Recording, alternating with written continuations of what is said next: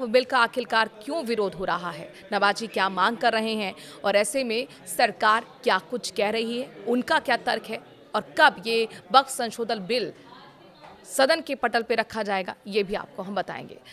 मैं हूं आपके साथ मनोरा सक्सेना। वक्फ संशोधन बिल को लेकर देश भर में विरोध प्रदर्शन थमने का नाम नहीं ले रहा है। आज जब पूरे देश में भाईचारे और खुशियों का त्योहार ईद बड़ी धूमधाम के साथ मनाया जा रहा है, तब भी वक्फ संशोधन बिल का विरोध देखने को मिल रहा है।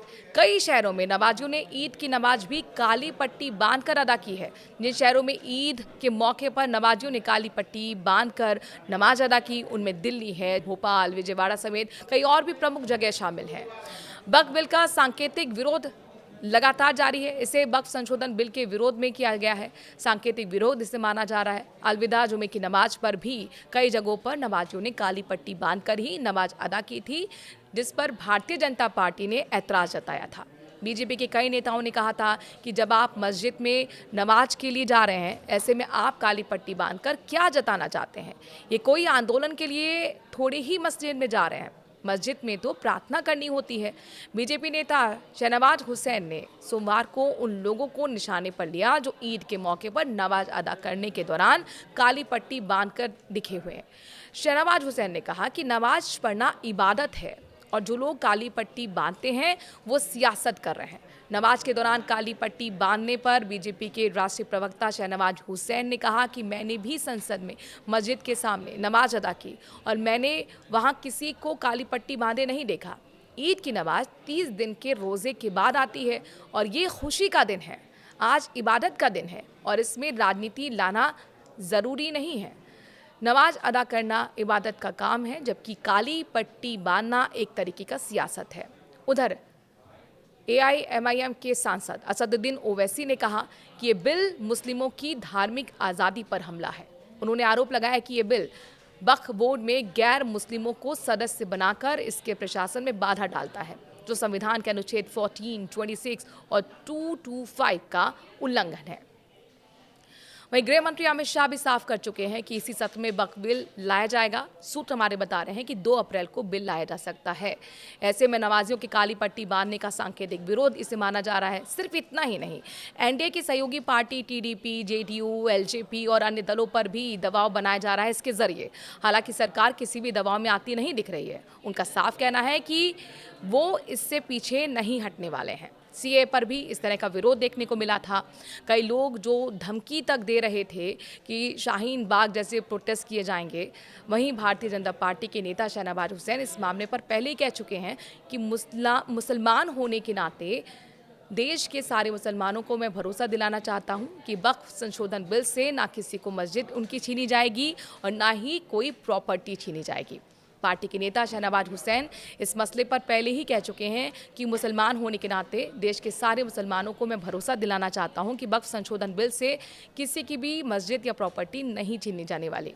वहीं ओवैसी के निशाने पर नीतीश और चिराग चंद्रबाबू नायडू नजर आए हैं। बिहार में आपको बता दें कि 5 महीने के बाद चुनाव होने हैं और ऐसे में जो विपक्षी दल हैं, विशेषकर RJD, इसे भुनाने में कोई कसर नहीं छोड़ना चाहती है। तेजस्वी यादव जैसे नेता वक्फ बोर्ड बिल के ऊपर हो रहे किसी भी आंदोलन का चेहरा बनने के लिए हमेशा तैयार रहते हैं।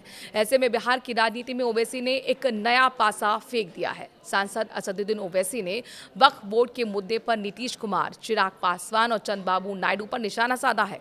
उन्होंने कहा है कि अगर ये नेता मुसलमानों के हितैषी होने का दावा करते हैं तो उन्हें केंद्र सरकार में अपनी ताकत का इस्तेमाल करके वक्फ बोर्ड संशोधन विधेयक को रोकना चाहिए। ओवैसी ने चेतावनी दी है कि अगर ये विधेयक कानून बन गया तो मुस्लिम समुदाय इन नेताओं को उनके विश्वासघात के लिए माफ नहीं करेंगे।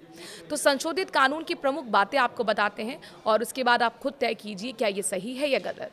मौजूदा संपत्तियों को नियमित करने का प्रावधान इसमें है। 6 महीने के अंदर जानकारी देनी होगी। पोर्टल डेटाबेस पर मौजूदा संपत्तियों की जानकारी देनी होगी। संपत्तियों की सीमा, पहचान और उपयोग और इस्तेमाल की जानकारी देनी होगी।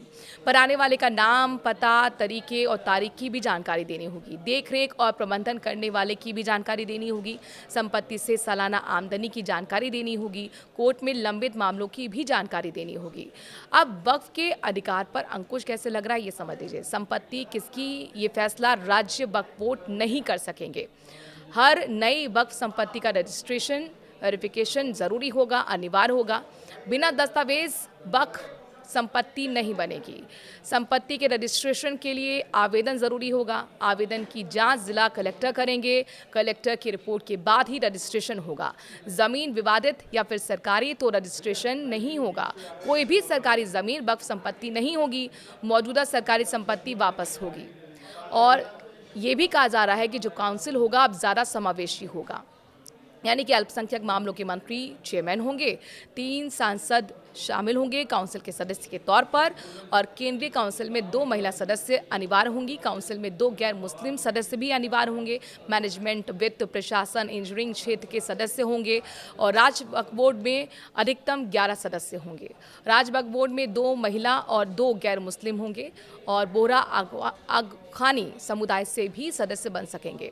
इसके साथ शिया, सुन्नी, ओवैसी से कम 1 प्रतिनिधि भी होगा। वक्फ के फैसलों को कोर्ट में चुनौती संभव होगी, जो पहले नहीं होता था।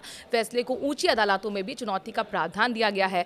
90 दिन के भीतर हाई कोर्ट में भी चुनौती दी जा सकती है। पुराने कानून में ट्रिब्यूनल का फैसला ही अंतिम होगा।